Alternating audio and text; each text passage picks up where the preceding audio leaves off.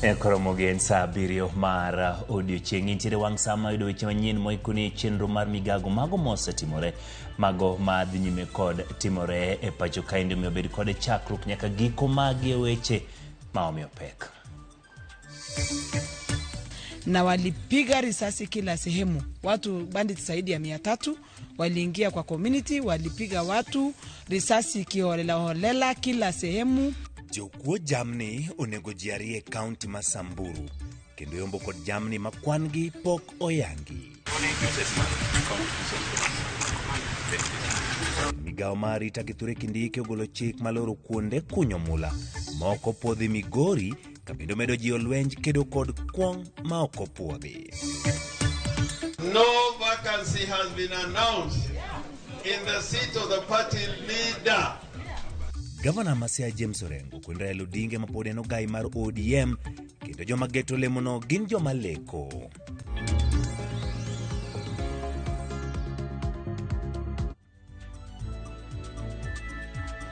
Ramogi kamano kuom RamogiTV mondo mi wami weche manyien gi elak sechegi. Nyalo do achiel kachiel kokale namba mar 236 achiel kachiel YouTube kachiel kod Facebook kachiel kod X mar RamogiTV obedo kwago kod mbaka e weche manyien ma wakelo ni gilak sechegi. Nyinga Ochieng' Emmanuel. Kama chako ni jonjore mag kuo mag jamni onego ji 2 kendo weyo ji 4 kod hinyruok maricho e kinde mane gilago jamni e gweng' ma Paro e kaunti ma Samburu. Jadwar ma kaunti ma Samburu Pauline Lenguiris okoni maromo jonjore 300 ne omonjo ji e gweng' kanyo kendo weyo ka jodak ringo manyo kuonde mag resruok. Wachore ni jokwego ne okwalo diek 200 kod dhok 50. Kwayo koro medi chwal ni County Commissioner mar obila mondo mi okaw okang' mar tiyo machiegni kod jogweng'.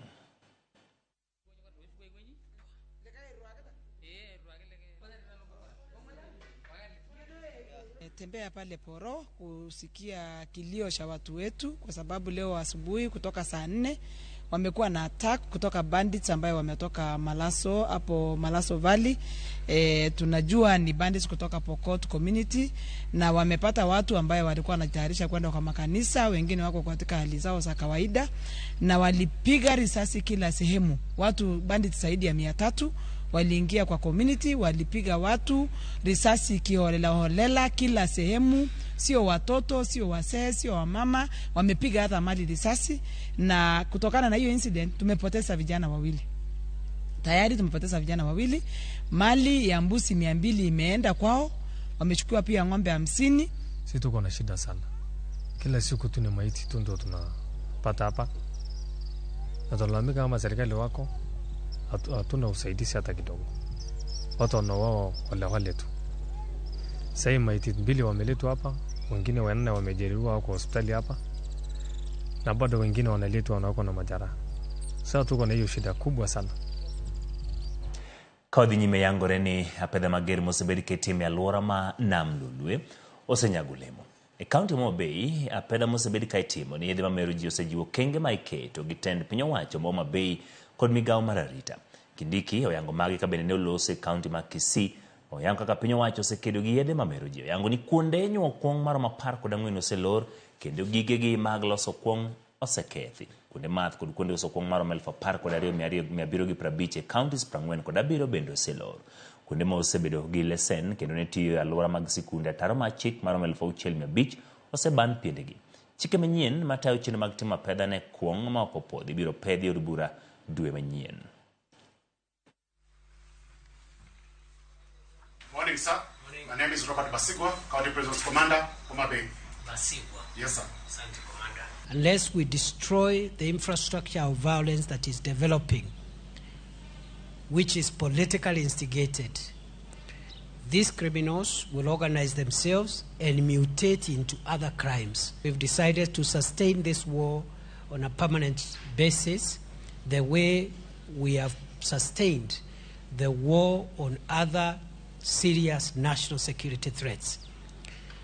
What these poisonous drinks, unhealthy drinks, drugs, and substances are doing, they are making our young people unproductive socially and economically. they are making crime levels even go high. And I want to confirm that actually since we began the crackdown nationally on 7th of March, there has been a sharp decline on reported crime statistics across the country, meaning there is a link between the drug problem, the illicit alcohol problem, and crime levels. So we want to secure our country, but we also want our people to engage in productive activities. When they wake up, not to go and look for poison to kill themselves, not to go and look for drugs, but when they wake up, let them go and struggle to feed their families, let them find something to do, and I'm sure we cannot use the excuse of joblessness. Ka wadhi nyime weche mapod otenore kod jatend migao mar arita kwe ma iye yangore ni apedha mager mosebed ka itimo mane alwora ma nam lolwe osenyago olemo, mano lipot mosekelo ni. Kata kamano, sirikal oloro kar kunyo mula ma Nyatike e kaunti ma Migori kaluwore kod rach mar kuonde kunyo mulago ma juma mokalo ne okelo tho mar ji ariyo. Piny owacho kokalo bad arita kwe ma Migori kod piny owacho mamalo bende okumo johala mag mula maonge lesen kendo tayo chenrono tok chik. Magi yangore kinde limbe ma jatend migao mar arita kwe Ngere Kithure Kindiki kaunti ma Migori. Kamiti mar arita kwe Migori bende omiting mar medo menyo motegno yedhe ma mero ji maromo njaga rolls 3,000 omaki ka chije 107 osendhi kendo chwali e doho. Jatelno bende olero ni apedha 378 osetim moweyo kuonde uso yedhe ma mero ji kod mag chemist 7 kanyakla kod mag agrovet 5 kiloro.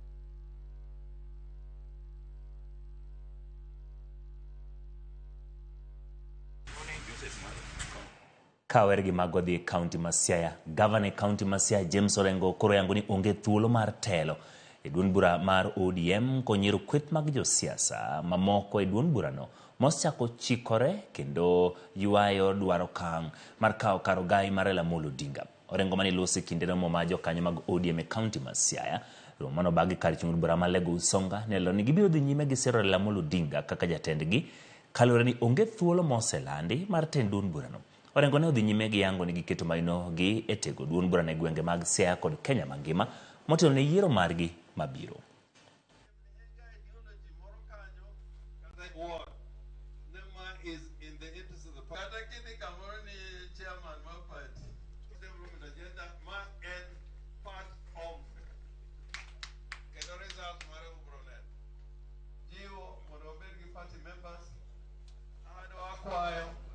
We continue to support Raila Amolo Odinga as our party leader. And because no vacancy has been announced in the seat of the party leader, Raila Amolo Odinga continues to be the party leader of ODM. As many of that opinion say aye. Aye. While appreciating the work that the party in Siaya has done and in the sub-counties and the branches, we urge the counties, the county coordinating committee and the sub-counties to intensify the recruitment of party members and verification of members before the party election. Resolution number 2. We want to make sure Siaya remains an orange county. As many of that opinion say aye. Jokanye sekta masome county Manandi onyiso ichwang margi kaluwore gi kwan mamalo ma jopuonjre manyiri ma owe sikul alwora ma Tinderet. Ne gilose nyasi ma chiwo sir mar omenda ne jopuonjre mopogore opogore kar chung od bura ma Tinderet Gimedo wacho ni chenrono onego ne ni oduoko nyithindo manyiri e skunde. What that one means in future. That JS school, TSC number is a confidential matter, but I want to cite an example of a TSC number from appreciating the work that teachers do. Teachers after completing maximum of 3 years in the same grade. Issue of dropouts is still an issue elsewhere, especially the culture. Areas like Chemelil, location, for example. We have other places around Gipsisi in this Kipkore school. In a week or so, you can find a student being absent. Then you inquire from a village elder what's happening. The village elder inquires from the parent says, Mtoto alienda shule na kurudi nyumbani. So you end up doing a lot of external work as a principal who is supposed to be concentrating in school. When you go to the police stations, I remember I was there the other day in Berere, and you would find a lot of OB informations or records indicating students who have been reported to be missing and they are supposed to be in school. A boy was killed by another one. Na ameuawa na kwa nini? Huyu mtoto amechukua pinti wa grade 8 wakaenda naye zake. Nduguye kumpata asubuhi ati natoka pale akagonga yule hapa kwenye kizogo akafa. That was a very sad thing. Lakini tumekuwa tukipata habari kwamba mtoto hajaonekana nyumbani. Mtoto amepotea. Na hao watoto wanakuwa wapi? Wazazi wapendwa, na waomba na kuwarai, let us not abdicate our responsibility as parents. Ni jukumu lako kujua mtoto wangu ameenda shule, ametoka shule, amelala ama hajalala. We really want to make sure that every child who is of school going age is not found in the villages. Kawadhi nyime karado kuni skund sekondar ma St. Charles Luanga Kaptoboy mantiere kar chingod bura ma Mount Elgon county ma Bungoma sendi kujupunjre ma klasa parko dario kata form 4 ne penj maduong. Yangore ni gionge gige somo madwarore. Gigo maonge otingo kuonde timo nonro mago lab, apise mag jopunje, klese kama moko kuom jopunjre somo mana e chieng' mager. Sani kore kwayo joma desir chendo mag somo e skunno mondo mi ochwal kony. Kalore gi japuonj maduong' mar skunno Shaban Wycliffe nok gige somo medo mana lwaro kenge mag somo e skundno. Skundno nigi jopuonjre 205, 250 gi klese 2 kende.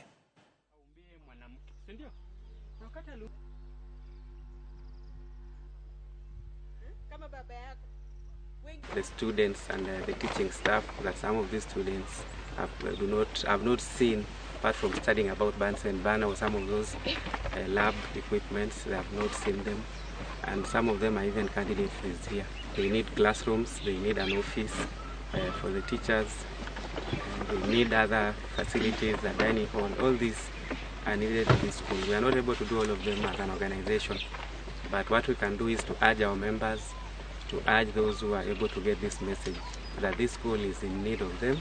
Leo Elgon Young Professional walifika hapa, wameweza kuwapa motisha kuhusiana na elimu, na pia ameweza kuwatoa mawaidha mengi sana kuhusiana na mambo ya uhusiano ya msichana na mwanaume shuleni ambaye istahili kufanyika, na wangojea wakati wao ambao unafaa. Wanafunzi hao wanasomea kanisa, alafu wengine wanasomea kwa tent, na wengine kwa optionals wanasomea nje. Tumetupea nini kalamu, marula, na sisi wasichana na tumepewa na sodo. Hasa hatutakuwa tunaaibika. Wakuje hapa shuleni wasikose, mahana wangekuja siku ya leo pia wangepata ambazo sisi tumepata.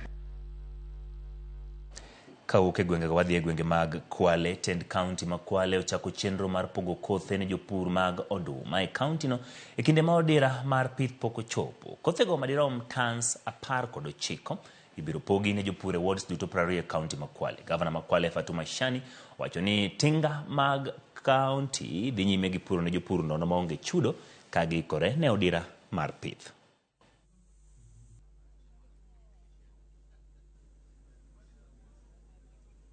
Form 1 mtakuwa na subra aweze kuja hapa aongee kwa niaba ya benefit.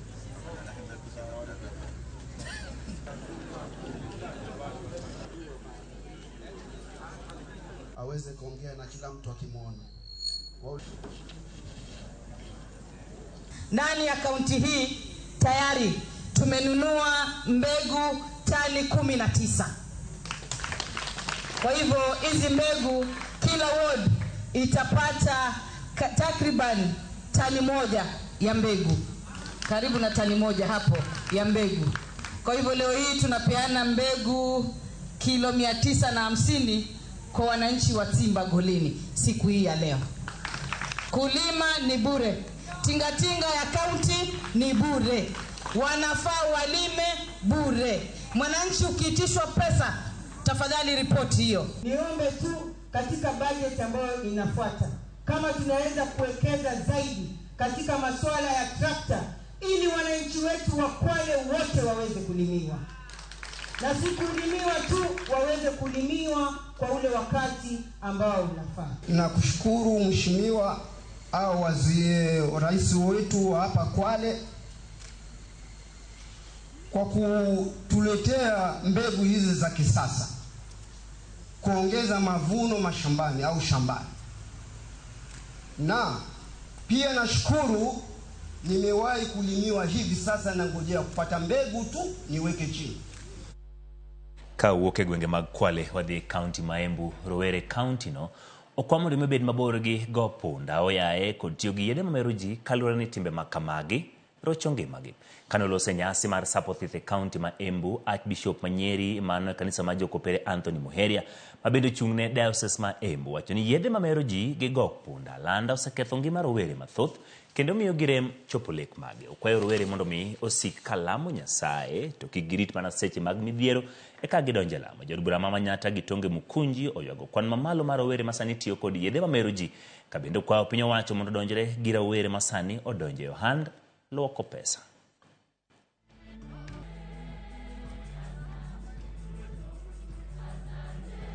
Our young people are faced with a big dilemma. Issues ya maneno ya drug abuse, issues of betting,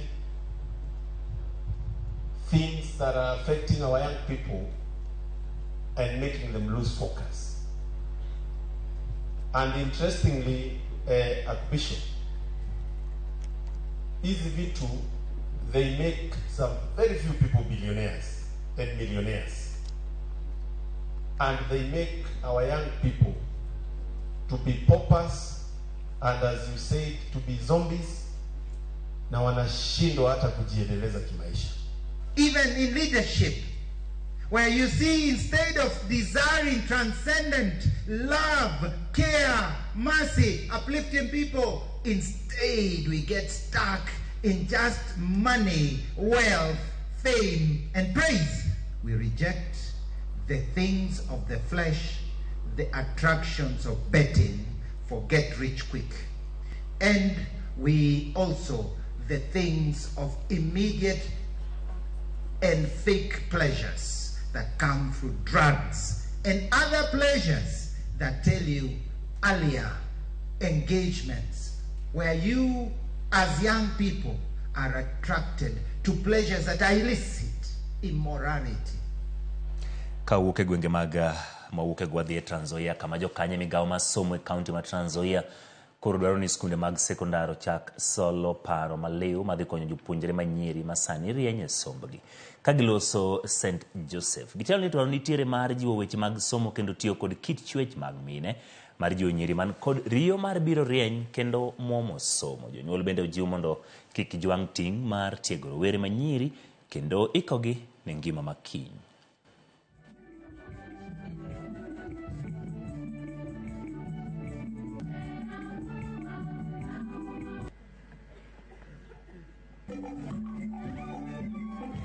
The old girls, you've been challenged. You have a responsibility to mentor these girls, to be part of this school, to identify with this school and impact. We challenge you to take up at least a project, however small, in your own remembrance. Kuna wale ambao watapewa nafasi katika kielimu waingie kwa zile zile university na colleges. Wengine watapata labda mapato kupitia kwa mikono yao. Tuingie kwa taaluma mbalimbali ili pia nasi tunawiri. You're still too young to start family life now. However good you are, you will not manage the double role of being a learner and a mother at the same time. Kwa Ramogi ko kanyo dhi county ma Migori kama commissioner county no yango kenge makedo kod kuong machiko ko puodho kod yedhe mamoko meroji moko ni mok kuok e pinje mag libamba mag Tanzania kod Uganda. Okenge gi yango e kinde ma jatend migawo mar rito Kithure Kindiki limbe mar county Migori okinyi ma kawuono ogolo chik mondo lor kuonde kunyo mula maonge kod lesen e county ma Migori. Watudore kod report marwa George mondo mi olerno kaka weche chalo e yor simb ong'we yamo. George, erokamano kuom yudo thuolo mar loso kod weche manyien mag migago odiochieng' ma kawuono county ma Migori. Jatend migawo mar arita kwe ma iengere Kithure Kindiki ogolo chik mondo mi lor kuonde uso kuong moko puodhi. Bende ogolo kumne kuonde kunyo mula kata mwandu mag buolo mago ma iwacho ni ok oseluwo chike mantiere kendo moko oseweyo ka oganda wito ngimagi. George, nyalo nyisowa ni nyaka gi sani ler mane mantiere kuwuok e gwenge mag Migori?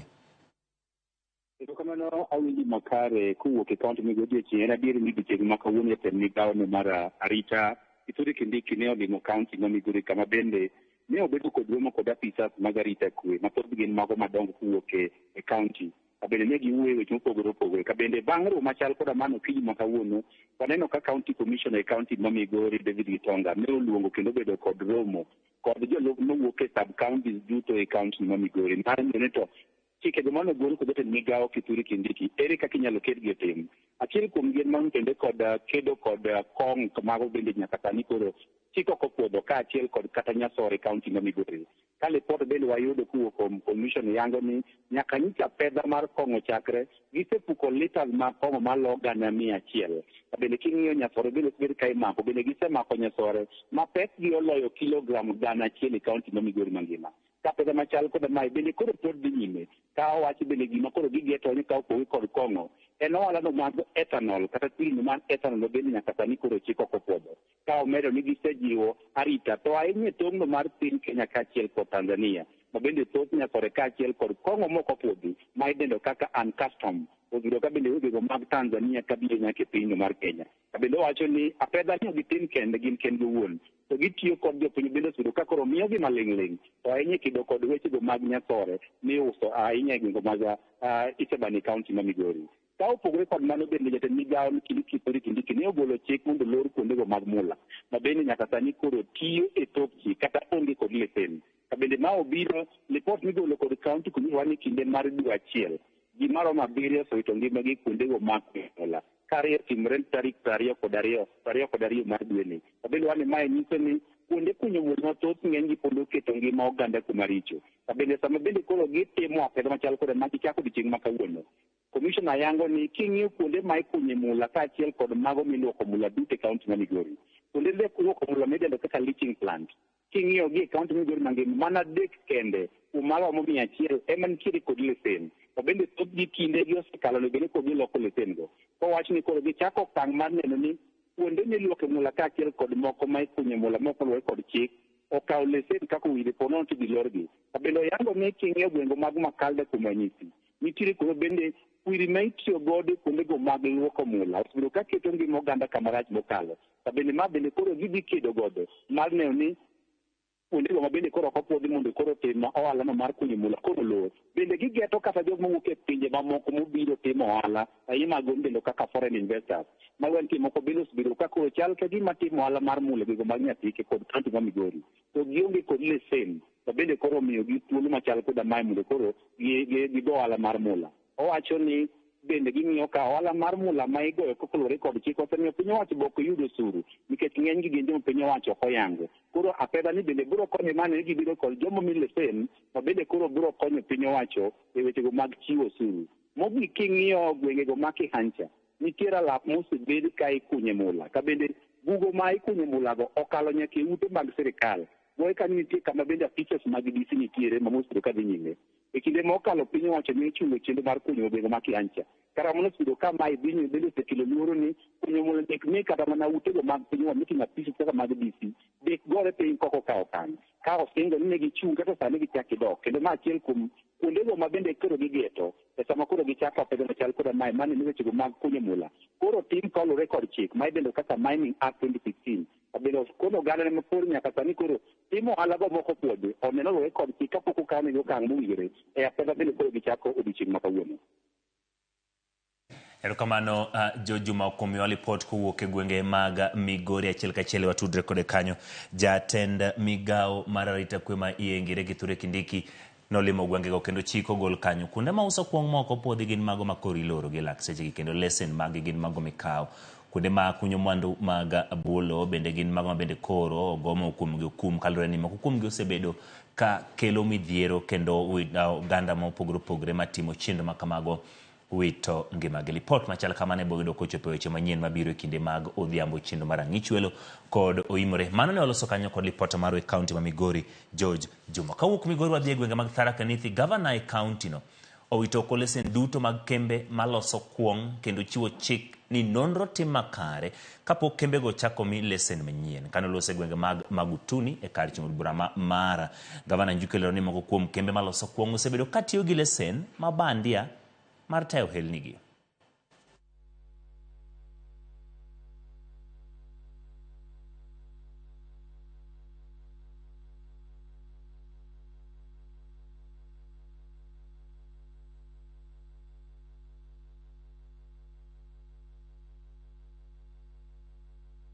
As we stand here today, in the Tharaka County, there is no industry that has been licensed either by the national government or the county government to brew any pombe in Tharaka County.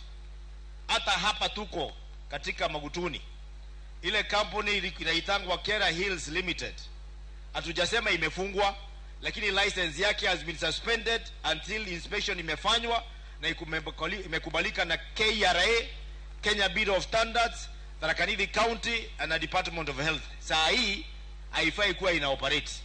And that begs the question, swali. Itakuwa aje ile pombe, ile factory ilikuwa inatengeneza hiyo factory ya Kera Hills. Nasikia inaitwa Sweet Waters. Kuna wengine wananiangalia vibaya hapa. Ati inaitwa Sweet Waters. Factory ilifungwa. Ikaambiwa simamisha production mpaka tufanye inspection ndio tuhakikishe kwamba kila kitu yani iko tayari. Lakini bado ukienda kwa soko hiyo pombe iko inatoka wapi?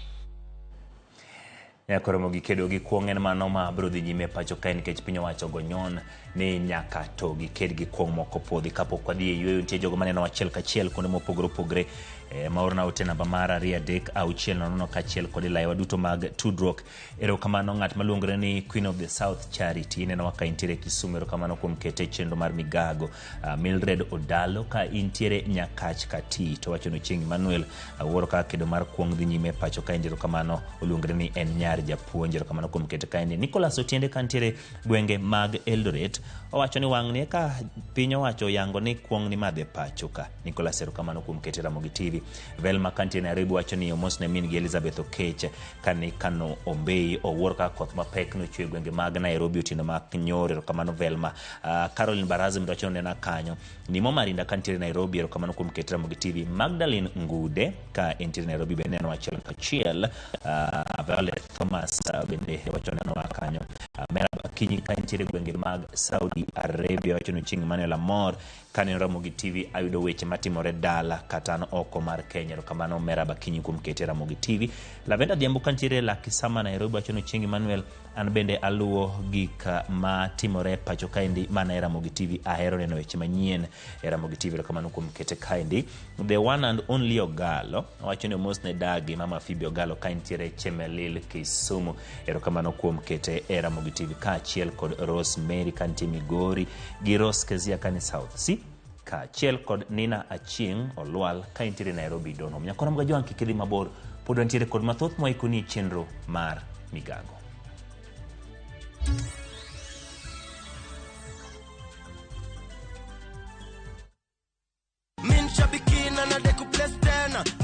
Kwa jina naitwa Lucas Omondi na ninaishi Lang'ata.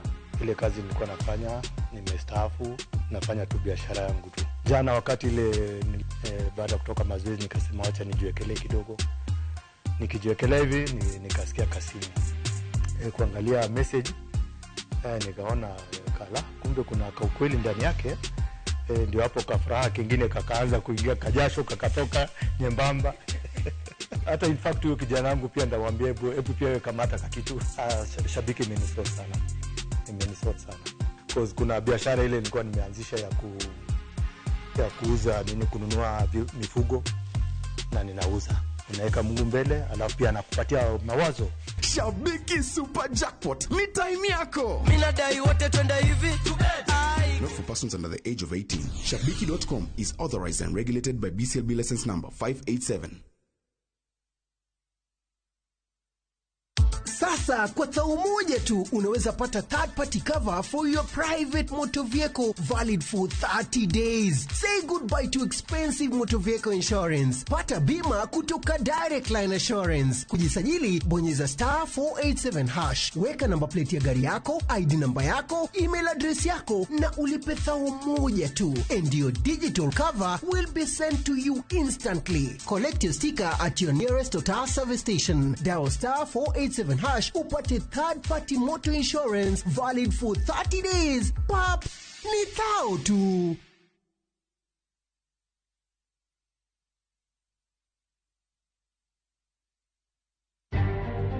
Bende isebedo gi siso mar ng'eyo gigo matimore e alworani. Sama gari ofundo ji mang'eny koyudo hinyruok to kata insurance temo hepo. Obed chenro mag sirkal, obed masira mayudo ji kar tich. In safety mari, ni kanyo. Nonro mamulo ratichi. Somo kende oken kamoro mibro wach ni ng'at mosomo ni dongere wacho ni ng'ani succeed in life. Wuok tich ka wuok tich. Iro curriculum design uchinj e chenro mar rameny piny saa 1:30 otieno. Wan oganda lunya ka koro waneni to be wanyalo bedo gi kembni. Nise oganda jo Kenya gimonjo be ni giwinjo kuomi. Ka ikelo ni gi Lydia Okeyo. Akoro ngbajo ng'ato mar rameny piny. Chick by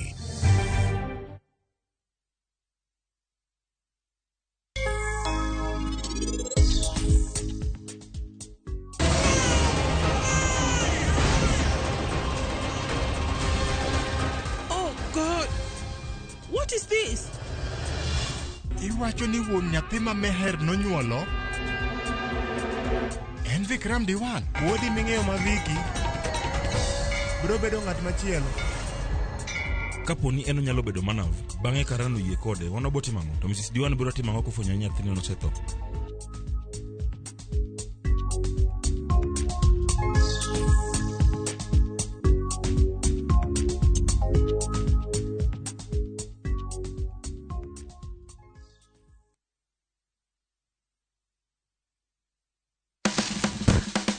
Kodwa kawayango kit chiemo mopogore opogore mawuok e pinje maoko koda mago ma iloso pachoka.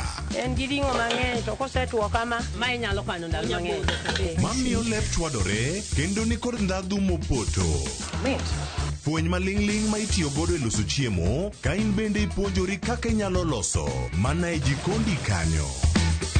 Wakolo matut sigana mantie chiemo ka chiemo. Kawaromo kod jotedo mamiyo ndhadhu bedo gi ngima. Ma rech minyalo chamo kanumu. Okochuno ni tede. Ikri mar puonjori tedo chiemo moa e pinje mopogore. Othonje ka othonje. Tedo gi chiemo. Tich adek, saa 2 okinyi. Mana e Ramogi TV.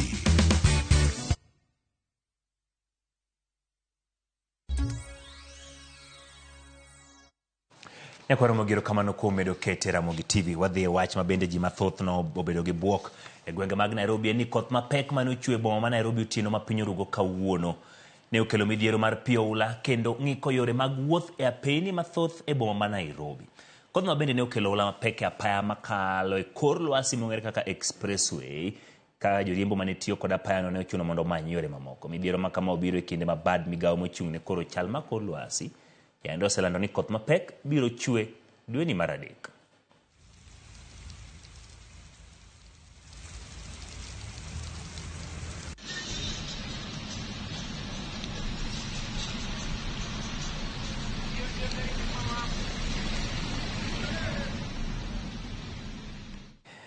Ji mathoth no chiew Nairobi ka ot nitiere kod pi, ndara opong', kuonde ma bende wacho ni drainage ne gino opong', koro ji ne go abal kano kipuonjri go abal kaone odiochieng' mapek okinyi ma kawuono. Kata kamano wan geno ni biro los chenro mag iwacho ni keyo pitaka kata neno kaka pi wuotho mondo mi obed makare wang' apaya.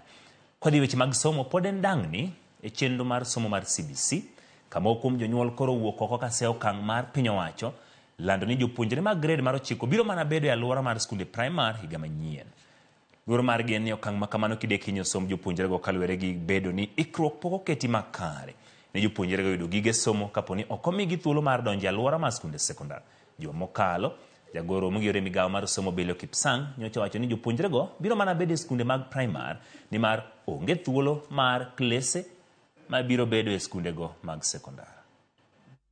Sampled fees statements. Bangling mar piny owacho kuom kinde wi somo mag CBC ahinya to e junior school, juma ma okalo jagoro maongirore migawo mar somo Belio Kipsang ne ogolo chenro mag gi ahinya to ne jopuonjre ma winjo dhi e grade mar 9. Belio koni gionge paro mar chwalo jopuonjre gi e skunde mag sekondar, nyaka sani giriwore kod jood bura ma biro chwalo sire yor CDF kendo gichano gero klese 16,000. This year we have 3.4 billion shillings that government has set aside for putting up classrooms, and we are working very closely with the National Government Constituency Development Fund, and MPs have been asked to set aside an equivalent amount, a matching amount. 9 billion shillings will be available to put up another 9,000 classrooms. And by the end of the year, we should be having the 16,000 classrooms that we require to accommodate our junior school. Wach ma okwedi kod moko kuom jonyuol. Ato ka support. Because by next year, what they don't know end up no onge form ones. Form ones they be empty. Kora kwa government okaw jo grade 8 masani.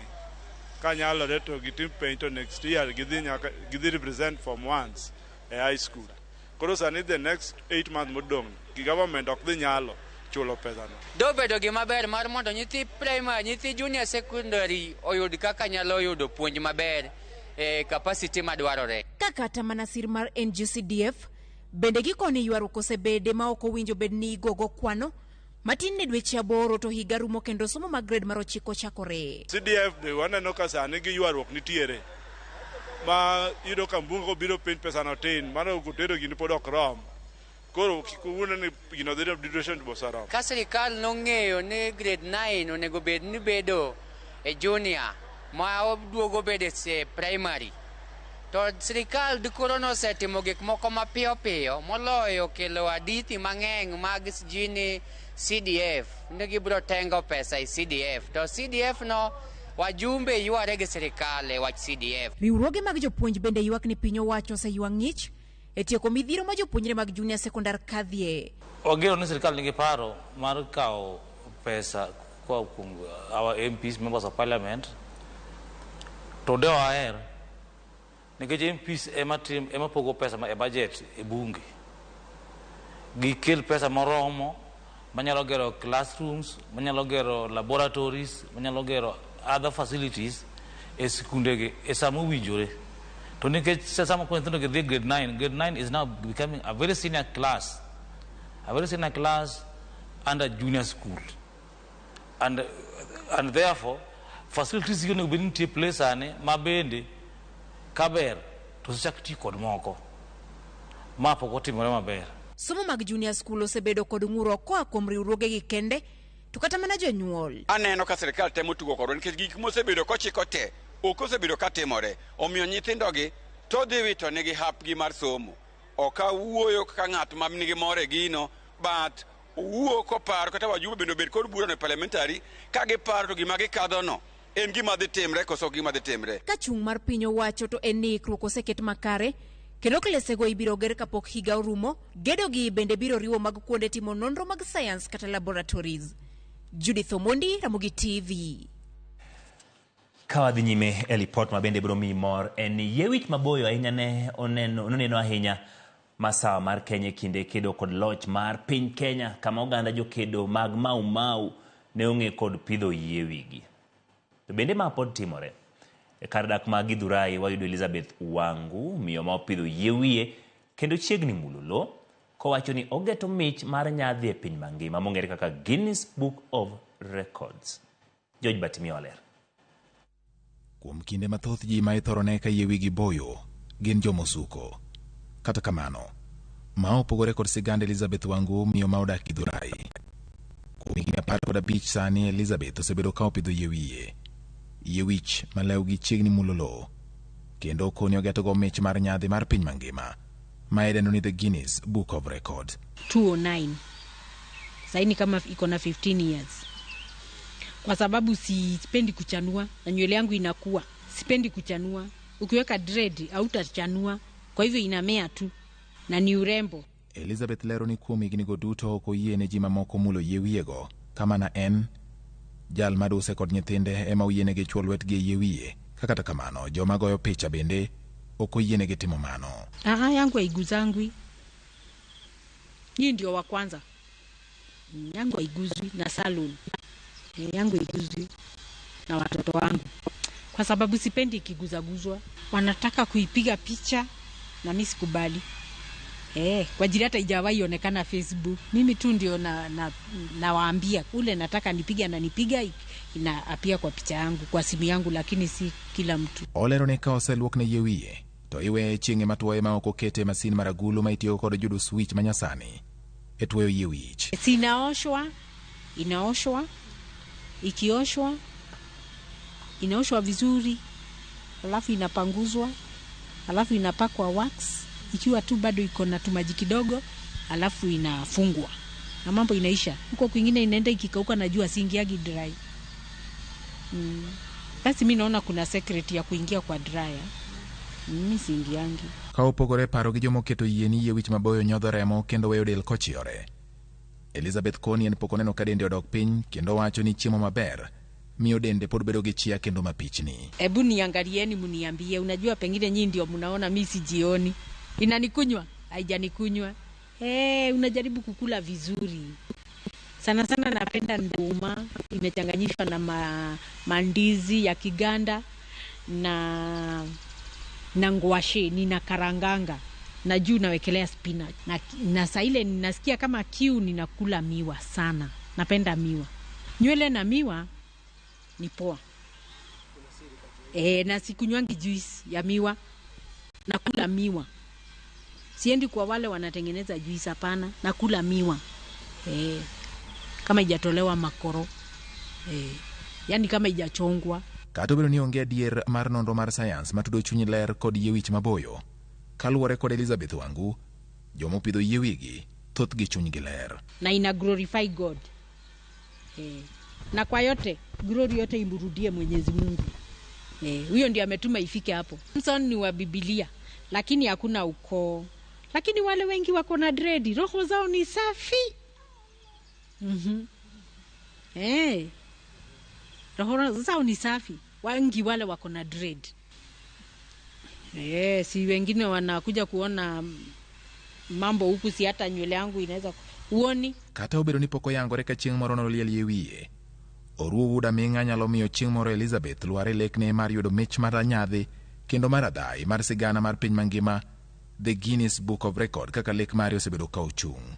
George Bati, Ramogi TV. In be nyal timo gimoro mondo mi iwuog e buk mar Guinness Book of World Records. En okawo mana ting' mar dwaro mondo mi opidhi e wi obed mabor. Ka dhi nyime jolony jiwo ler e sekta, kata jolony ma jiwo ler mar alwora onyiso luoro ni chido mar dhowedhe mag nam lolwe keto ngima rech kod le mamoko modak e pi kama rach, ka tuoche bende ochomo jopiny gi ng'ong'o. Achiel kuom dhowedhego en dhowath ma Wadiang'a mayudore Suba South. Dhowathno yangore ni taka otimie newa kendo chwe donjo nyaka e nam.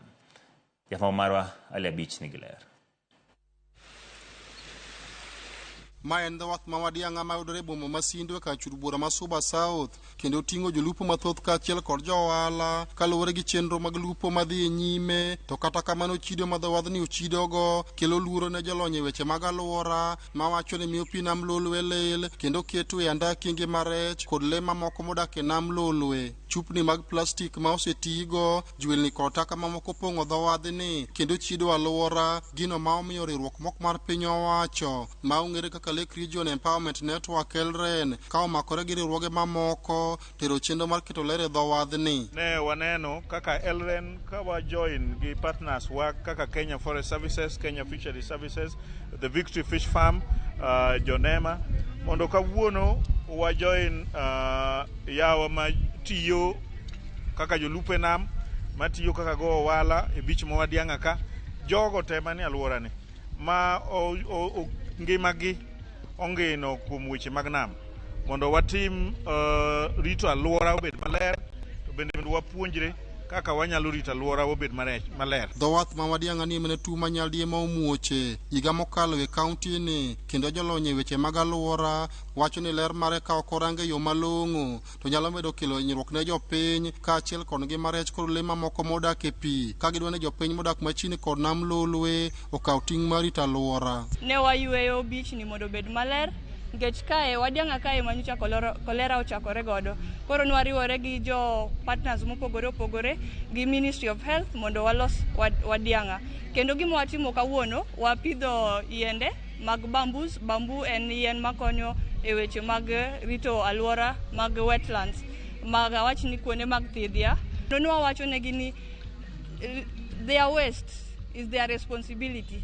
Tiende ni chilo magi kaka giluoro, kaka gililo alwora en responsibility magi. Duol ma ochune rito alwora NEMA wacho ni taka miwite nam lolwe kama oting'o jwelni kod chupni mag plastik njawo mokalo pi nam lolwe kendo osemiyo kwan rech odok piny e nam. Wayudo ni taka mang'eny e Wadhianga Beach kae en taka ma en plastic bags.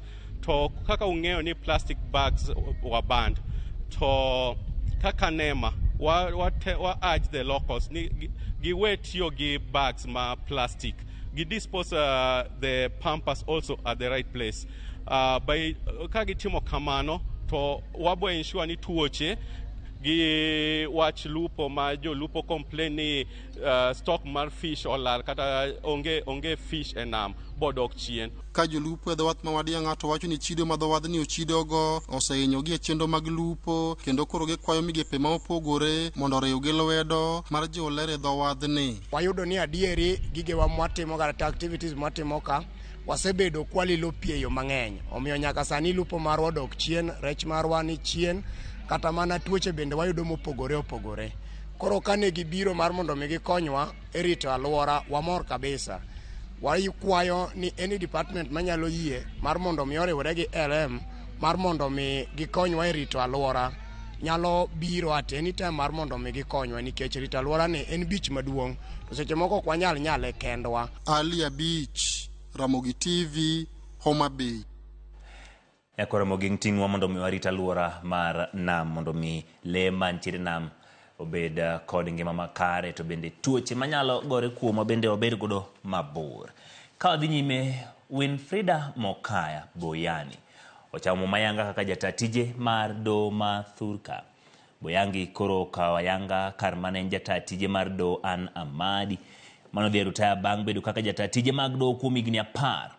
Kinde mano chamo mamar ka pisino Boyangi osingo siro lokruok e bad migawo mar do kaka yorno ni ratiro yudore e yo mayot ne ji ma ochwalo buche do.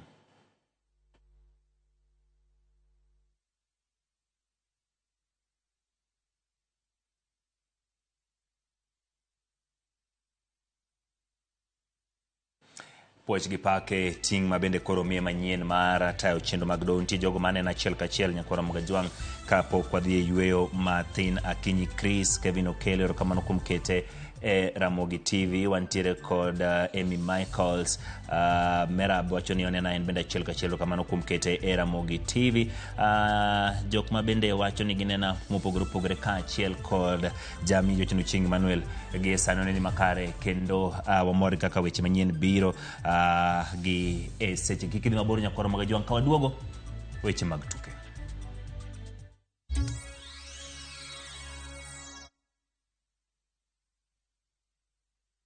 Hi there, I'm your new friend Panda from Paokwa. Come along for our adventure today as we take you through the hummingbird tales. Kim and I are going on a camping trip with our scouts troop. But first, Tilly, AJ, Kim and Pendo will explore some inspiring African stories. we will learn together about Dr. Rachel Masake. Can I ask you what you are good at? Maybe you can draw or run the fastest in your class. The little ones of all ages will continue learning as they watch the best content on the go only on Viewsasa. There is so much to explore.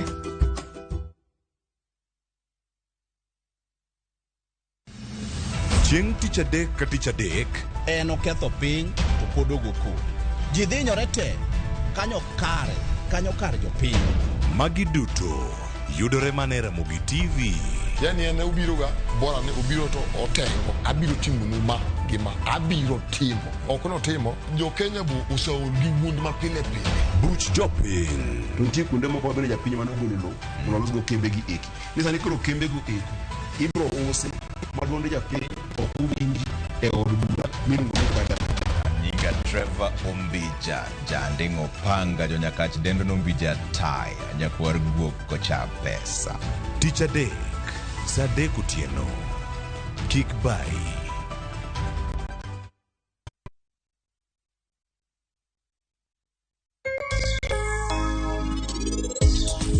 Penj laktar ka wawacho ni ngima en mwandu kanto to tieno kendo en ga morna mar bedo kodi odiechieng'.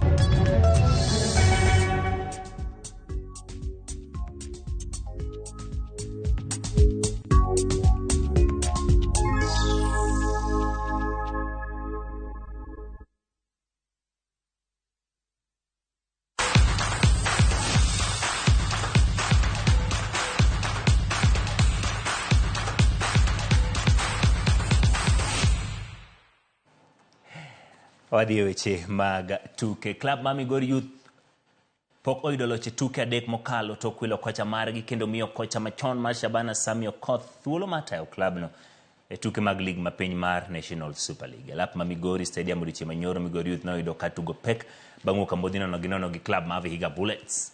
Kenjo Steve noyudo thuolo mar miyo Migori loch kokalo picha cho Amerika mar 65 kata kamano thuolo notore. Migori Youth pod nigi geno mar donjo lig maduong' manyaka sani gimako thuolo mar 7 gi points 36 16 to klab ma Naivas mako thuolo mokwongo e chung' mag timbe.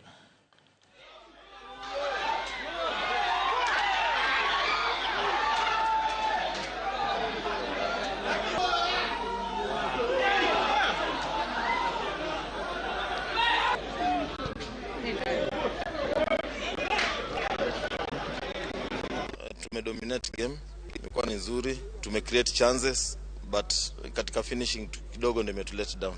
Kwa sababu ukiangalia from the game ianze tulitake charge na tumefika kwa opponent several times but ni ile opportunity ndio tukutumia. Our side naweza sema strategy yetu imework because tulikuwa tumekuja first, tulikuwa tunajua surface ya ground si poa, so tulikuwa tumekuja tukasema sisi tutacheza low block then tutatoka na counter, na at least tumetoka counter kadhaa, tumepata pale chances kadhaa. Naweza sema strategy yetu kulingana na venye tulikuwa tumeplan kuja ku approach hii game Jatend piny Kenya William Ruto nochiwo mich mar omenda maromo shillings million 10 ne klab mar AFC Leopards bang' chiwo singo makamano kinde mano bedo gi romo gi jodito mag klab no ndalo boro mokalo. Kano lose alap manyaw stadium odiochieng' manyore nyasi madhi alo higni 60 nyaka ne klab chaki mano Ingwe. Jatend piny nopuoyo AFC Leopards magin joloch nyadi 12 mar lig maduong' mar adhula kalero ni en achiel kuom klepe manigi historia pachoka. Jotend migepe Musalia Mudavadi bende nochiwo milion 1 ka jatend migawo matuke Babuna Mwamba nochiwo milion 2.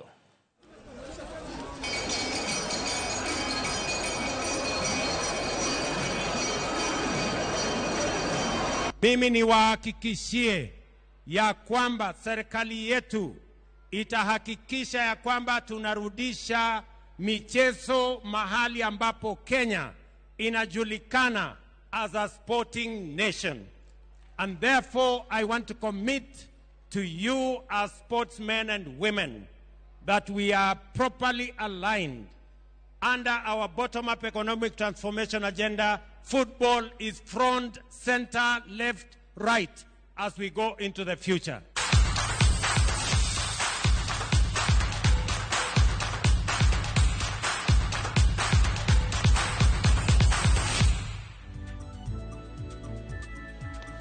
Ramogi kamano kumbedo kode chakruok nyaka giko chenro mar migago maga mesa makao weche manyien obedo gi thuolo mar ikoni odiochieng' ma kawuono. Kata kamano koromo saa 10 wabochako kelni weche manyien chenro mar ka gi kacha. Nyinga Ochieng' Emmanuel.